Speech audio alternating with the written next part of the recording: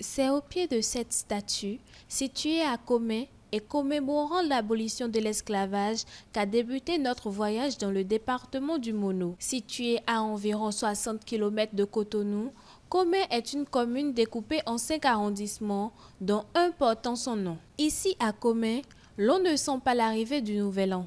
Les vendeurs, assis devant leurs étalages, se plaignent de la mévente, mais espèrent fêter en beauté. À quelques kilomètres de Komé se trouve Bopa, notre prochaine destination. Limitée au nord par les communes de Dogbo et de Lalo, au sud par les communes de Komé et de Huyogbe, à l'est par le fleuve Koufo et le lac Aémé qu'elle partage avec les communes d'Alada et de Kpomansé, à l'ouest par les communes de Lokossa et de Huyogbe. L'on ne ressent pas les couleurs de la fête dans cette commune. Pour les autorités, le fait de se réveiller en bonne santé est déjà signe d'une bonne préparation de la fête. Le plus important, c'est la sécurité de la population. Oui, par la grâce de Dieu, la fête se prépare bien. La population, nous nous sommes réveillés aujourd'hui ayant la santé, le souffle de vie. C'est déjà le signe que la fête, ça se prépare bien. Bien, la fête se prépare très bien, Lobogo. Ce qui nous préoccupe pour le moment, c'est la sécurité de la population. Comment faire pour que tout le monde puisse fêter en paix, sans être inquiété. Surtout nos frères qui reviennent du Nigeria pour fêter, ils reviennent pendant la période de fête, ils conduisent de n'importe quoi. Avec la police républicaine, on a organisé plusieurs patrouilles pédestres déjà pour dissuader. On a sensibilisé et où on est maintenant là, tout le monde est en train d'aller suivant la réglementation de la circulation. Disons à la population, il y a fête tous les jours, nous fêtons tous les jours.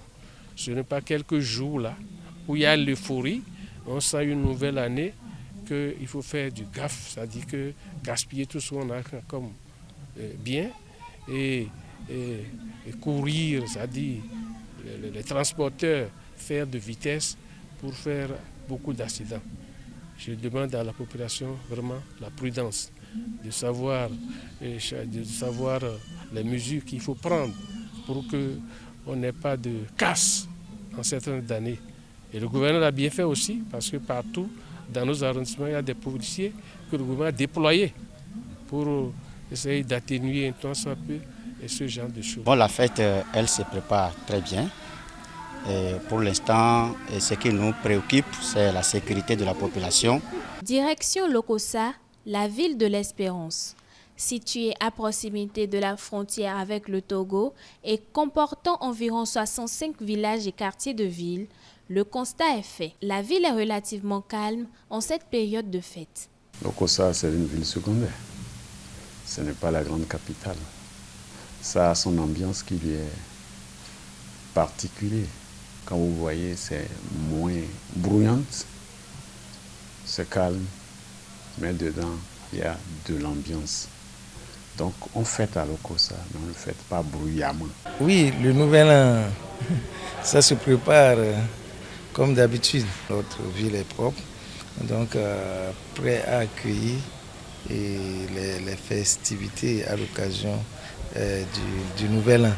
Et les marchés s'animent correctement et les bonnes dames font leur affaire, font les petits commerces et tout se passe bien.